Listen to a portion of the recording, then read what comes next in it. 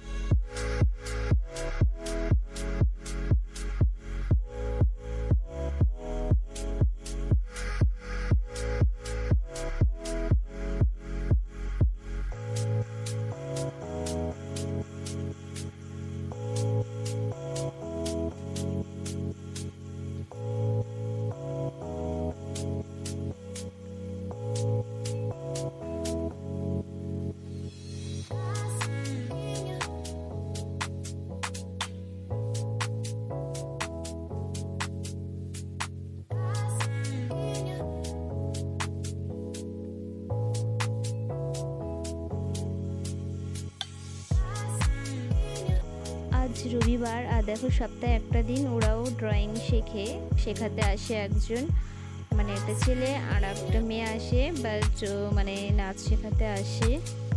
আর ওরাও দেখো মা বাবাকে ছেড়ে কষ্ট করে কিভাবে থাকে।